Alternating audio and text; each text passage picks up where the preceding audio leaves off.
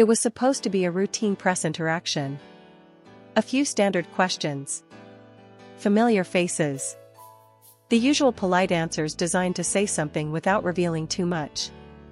Yaman's manager had done this countless times before, always measured, always careful, always one step ahead of speculation. But this time, something was different. When the question came, simple, almost harmless, the room shifted. Where does Yaman stand right now? For a brief moment, there was silence. Not the awkward kind. The intentional kind. Then came the words no one expected to hear. He's going his own way now. The sentence landed harder than anyone anticipated. Journalists froze. Pens paused mid-air. Phones stopped recording for a fraction of a second, as if everyone needed to confirm they had heard it correctly. This wasn't just a clarification. It wasn't a neutral update. It was a declaration. Within minutes, the phrase began circulating online, stripped of context, amplified by headlines, dissected word by word. Going his own way sounded final. Independent. Almost defiant. And in the world of celebrity narratives, those words carried weight far beyond their simplicity. Fans immediately began asking the same question. Away from what?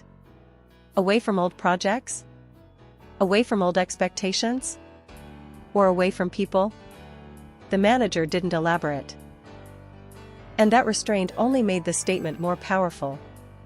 For years, Yaman's career had been closely associated with structure, contracts, long-term plans, strategic appearances, carefully curated public moves. Nothing about his rise had been accidental. Every step was designed, discussed, and timed. So the idea that he was now carving his own path felt disruptive. Intentional. Almost rebellious. Insiders say this shift didn't happen overnight. Behind the scenes, Ken had been questioning things for months. The pace. The expectations. The constant need to explain himself, not just professionally, but personally. He was no longer interested in fitting into narratives written by others. And his manager knew it. That's why the statement mattered so much. It wasn't damage control. It wasn't spin. It was acknowledgement. A quiet admission that the old rules no longer applied. Industry sources immediately began speculating about what this meant in practical terms. Would Ken distance himself from certain markets? Would he choose fewer projects but demand more creative control? Would he finally step away from the constant pressure of public interpretation? One thing became clear very quickly. This was not about a single decision. It was about a mindset. Those close to Ken describe a man who had reached a turning point, not angry, not impulsive, but resolute. Someone who had given enough, adapted enough, and now wanted ownership over his next chapter. The manager's words confirmed what many had suspected but few dared to say publicly. Yaman was done being managed by expectation. And while the statement didn't name names or situations, its timing made it impossible to ignore recent events. Rumors. Accusations. Headlines that blurred the line between reality and speculation. The weight of being constantly watched, analyzed, and misunderstood. Going his own way wasn't an escape. It was a boundary. And boundaries, once drawn, change everything. By the end of the day, entertainment outlets were already framing the statement as a bombshell. Not because it was loud, but because it was calm, confident, and impossible to walk back. Yaman wasn't reacting. He was repositioning. And this repositioning would have consequences for his career, his public image, and the people who had grown accustomed to speaking on his behalf. Because when an artist decides to take control, the silence that follows is rarely empty. It's strategic. And it's just the beginning. For a long time, Yaman had played the role expected of him. Not because he was forced to, but because it made sense. The industry rewards predictability. Managers build careers by minimizing risk. And Ken, at the height of his popularity, had every reason to trust the system that helped elevate him to international fame. But success has a price. Behind the red carpets and premieres, the pressure to remain on brand began to feel suffocating. Every interview was filtered. Every appearance carefully calculated. Even silence had to be strategic. And over time, that structure stopped feeling like support. It started feeling like a cage. Sources close to Kim reveal that his frustration wasn't sudden. It built slowly, almost invisibly. Small disagreements over projects. Creative differences brushed aside as not the right time. Suggestions that were heard, but not acted on. He wanted more than roles. He wanted agency.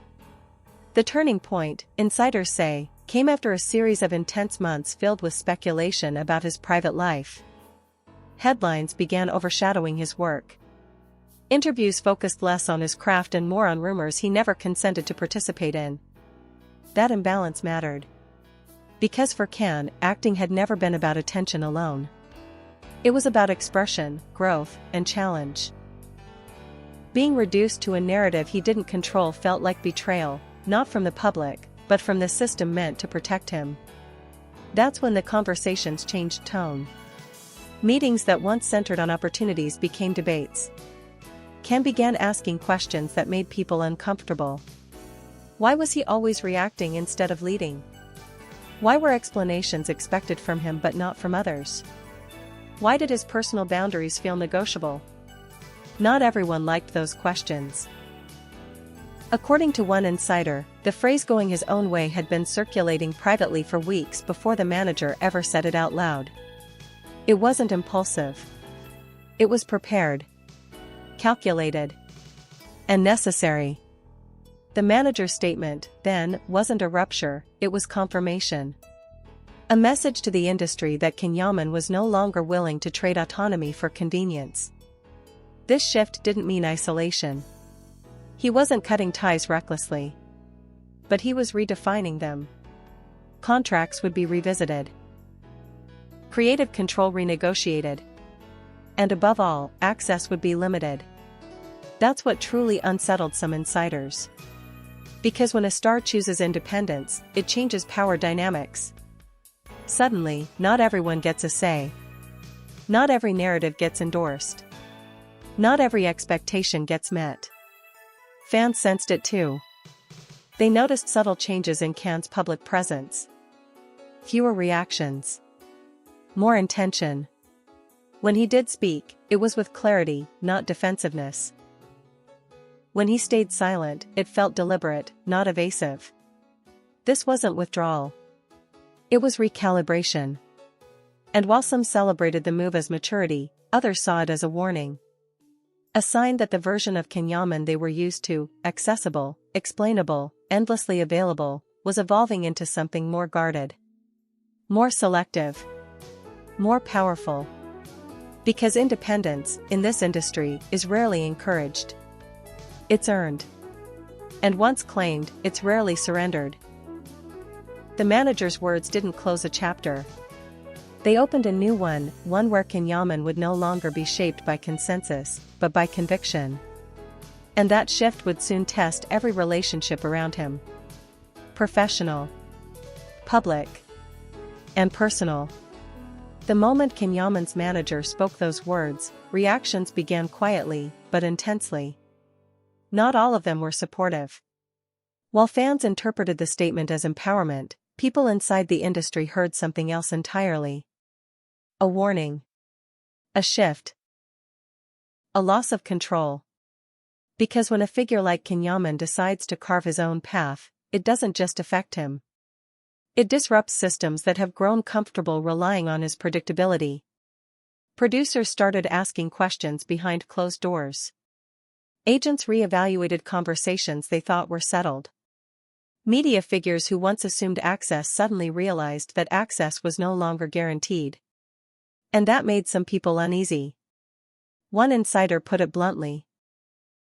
Can choosing independence changes who holds leverage? For years, many decisions around Can's career had been framed as mutually beneficial. Appear here, say this, avoid that. In return, visibility, protection, and opportunity were promised. It was a delicate balance, and it worked. Until it didn't. The manager's statement suggested that balance was being renegotiated. And renegotiation always creates friction.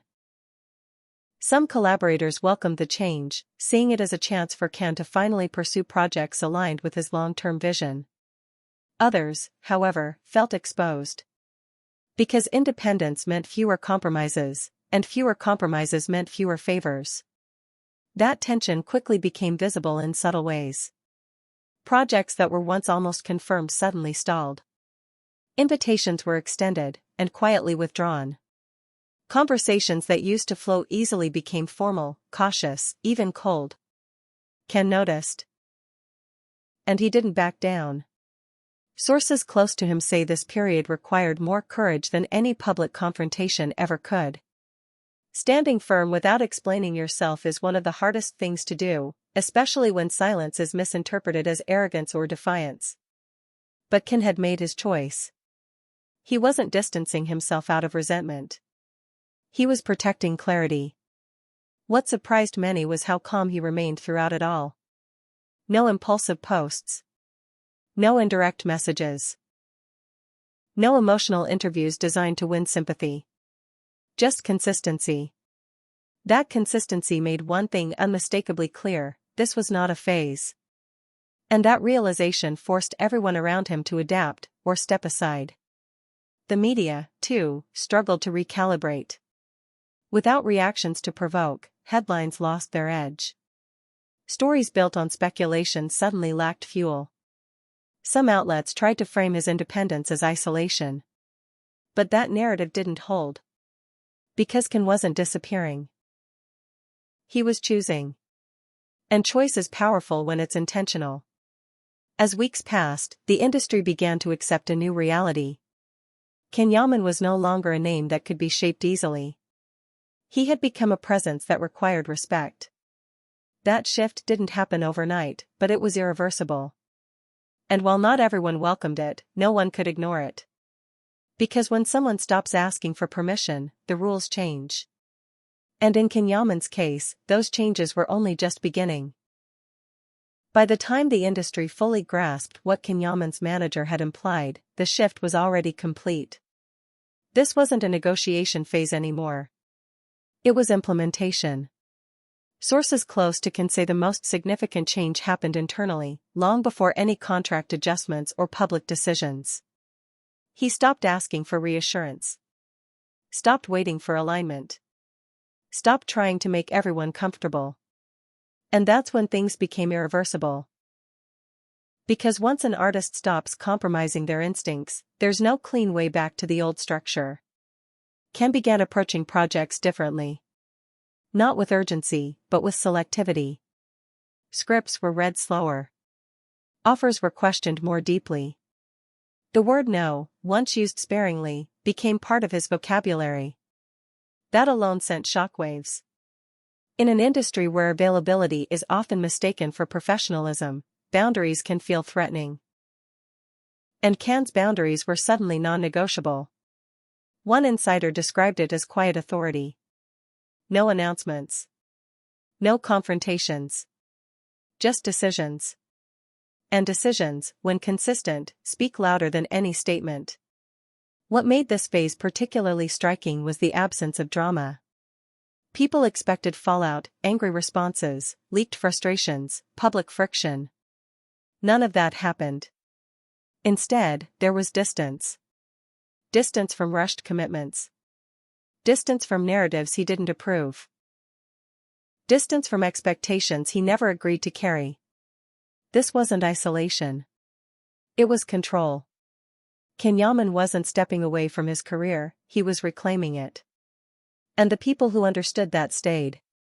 The ones who didn't slowly faded out of the picture. That's the part few talk about. Independence doesn't just change direction. It filters relationships. Managers, collaborators, and even media outlets had to adjust to a new version of Can. One that didn't explain himself, didn't rush to clarify, and didn't feel the need to respond to every assumption. Some tried to test this new dynamic. They were met with silence. And silence, when intentional, is power. By now, the message was clear: whatever came next in Yaman's career would be on his terms, creatively, professionally, and personally. There would be no half-steps. No compromises disguised as opportunities. No return to the old rhythm. Because the moment he chose his own path, the bridge back quietly disappeared. And that, more than any bombshell statement, is what truly changed everything.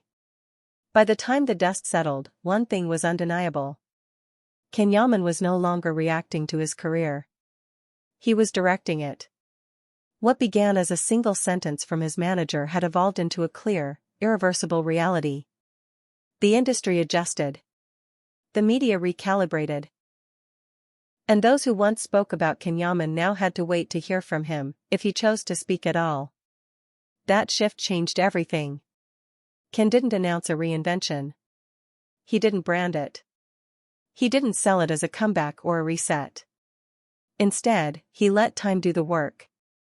And time, when paired with consistency, has a way of silencing doubt. Offers still came. Attention never disappeared. But now, everything moved through a different filter. Purpose. Projects were no longer judged by visibility alone, but by alignment. Roles had to mean something. Collaborations had to respect boundaries. Exposure without substance no longer held value. For the first time in years, Yaman wasn't chasing momentum. He was building direction. Those close to him described this phase as quieter, but stronger. Less reactive. More grounded. The urgency that once defined his public presence was replaced by something steadier: confidence without explanation. And that confidence unsettled people. Because it didn't ask to be understood. Fans noticed the difference too. Not in grand gestures, but in tone. When Ken appeared, he was present. When he disappeared, it felt intentional. There was no sense of confusion, only choice. That choice became his signature. The bombshell statement from his manager wasn't meant to shock forever. It was meant to mark a line. Before and after. Expectation and autonomy. And Yaman stepped firmly into the after. This doesn't mean his journey became easier. Independence rarely does. It demands responsibility, patience, and the willingness to disappoint others in order to stay honest with yourself. But Ken accepted that cost. Because the alternative, returning to a version of himself shaped by compromise, was no longer an option. In the end, this wasn't a story about conflict, or fallout, or rebellion. It was about ownership. About a man who reached a point where success without self-direction stopped being success at all. Yaman didn't walk away from his career. He claimed it. And that is why this moment matters. Not as a headline. Not as a rumor. But as a turning point that quietly redefined who he is, and how the world will have to approach him from now on. Because when someone chooses their own path and refuses to explain it, that path tends to lead exactly where it's meant to go.